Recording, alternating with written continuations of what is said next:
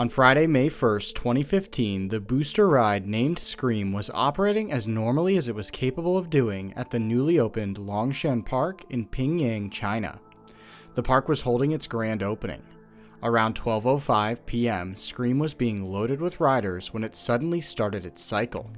Riders who were still trying to board the ride were sent flying. In the end, 5 riders were thrown from the ride, with 2 losing their lives. The local police would take over investigation of the incident and quickly determined that the amusement park was operating illegally. Not only was the park missing permits required to open, but the majority of the rides in the park were made illegally. China has a problem with unlicensed and illegal rides being made in factories in Henan province. These rides are made by pop-up factories that have little experience with rides. This will get its own video in the future, but know that they usually focus on small children's and family rides that have a broad appeal. Longshan Park had several of these smaller rides that, while they're unsafe in their own way, do not have the same kind of forces that have to be engineered around like a thrill ride does. Scream was a booster-style ride made by one of these pop-up manufacturers. It was similar in design to this ride currently being sold by Lurky Rides. Lurky Rides is one of many names used by these pop-up manufacturers to hide the Henan province origin of their rides. The ride is an extremely simple take on a booster. It features 2 rider vehicles, each seating 8 riders back to back. The restraints are a simple over-the-shoulder harness that locks in just one position using a lever on the side of the ride vehicle. There's nothing inside the restraints that verify the security of the restraints prior to ride startup. The seats can rotate freely on their own hub, and the entire arm is spun by an exposed electric motor at the top of the support tower. The ride also features no control system. Instead, an operator simply controls the speed and direction of the electric motor manually. This, combined with lower quality materials, allows these rides to be made at such low cost, with some of these booster rides being marketed for under $50,000 US. This low cost comes at the direct expense of safety. When we compare a ride like Scream to a Funtime Vomitron, a classic booster ride that usually costs a few $1,000,000, the Vomitron features redundant hydraulic over-the-shoulder restraints that can lock in an infinite number of positions and by default are locked. They can only be unlocked by an electric signal being sent to the restraints, and this is only possible when the ride is in the parked position. The ride also features a fully programmed ride cycle with fail-safes in place. The ride even features a raisable floor for ease of rider access. All of these added features result in a lot more cost as well as a lot more safety.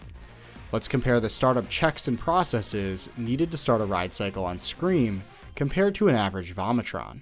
To start a cycle on the Funtime ride, the following checks must be complete before the ride will begin moving.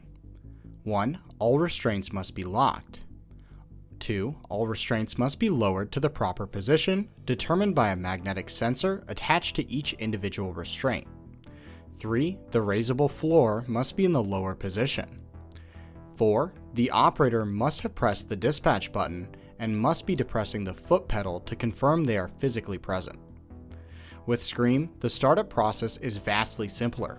Since the ride has no way to detect the position of the restraints, and the ride has no control system, the ride will start as long as the operator moves the lever controlling the ride's single electric motor.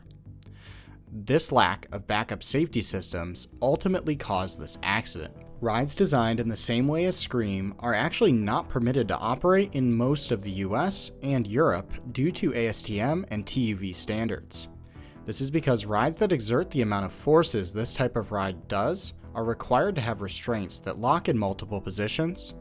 They're required to have some sort of fail-safe in the event the primary locking device on the restraint fails, and they're required to have some kind of external means of restraint verification, such as a sensor that tells the ride's control system if an individual restraint is secured. Scream and other rides like it that are lacking all of these measures are extreme hazards to riders. Interestingly, some of these pop-up Chinese ride manufacturers have even stated to news crews in the past that they know that these larger rides are dangerous. 上来前面我是觉得肯定是可以，但是就怕它相对来说危险一点。对，你也看看这个撞堂吧，这个撞堂比那个要安全得多。要不然所以你说离地的东西，咱们不能保。With the workings of this ride and its background uncovered, we can reconstruct the accident. Around 12:05 p.m., Scream at Longshan Park in Pingyang, China was operating as normally as it was capable of doing. Longshan Park had just held its grand opening a few minutes earlier, and Scream was loading some of its first ever riders. As a group of riders were loading into the ride, something, whether it be an operator's mistake, or perhaps something as simple as a gust of wind, caused the lever in the ride's control booth to move forward. This started the electric motor that controlled the ride. The ride raised rapidly into the air and began spinning during its normal cycle. 3 of the loading riders moved away quickly and were only thrown a few meters. These riders would sustain more minor injuries and would make full recoveries. 2 riders attempted to hold themselves into the ride and would be thrown out as they experienced the strong negative G's near the ride's peak. These riders would fall from the full height of the ride and would die from their injuries. The ride and newly opened park would be closed by the local government soon after. The park's owner would be arrested as the park and the rides in the park were missing required documentation to operate, and this had contributed to the accident. The park would be shut down after operating for just a few minutes and would be demolished in 2018. The illegal rides business in China is still alive and well. Ride manufacturers offering these half-produced rides are all over the internet. From Alibaba to Facebook, many have turned to marketing to places outside of China due to their poor reputation inside of the country. But that's a topic for another video. Though this accident has become little more than a note in the wider attractions industry, written off as something that just can't happen here, it's important to remember that these manufacturers still exist, and this exact ride design remains, unmodified and for sale today, waiting for an uninformed buyer to put into service. Rides like Scream are incredibly unsafe due to the forces they subject riders to with lackluster safety features in place. Restraints of the design like those on Scream should only be used on low-intensity rides that have little risk if the ride is started without them being secure. Scream's design was an accident waiting to happen, resulting in the ride only operating for a few minutes before an accident occurred. Thanks for watching this shorter episode of What Really Happened. This video was made without an accident report, as the accident as a whole was quite simple, but that did result in the video not being quite as detailed as usual. The same cannot be said for this video's sponsor, Coaster Crafters. Their detailed, homemade 3D printed coaster keychains and models have lots of details and are priced reasonably.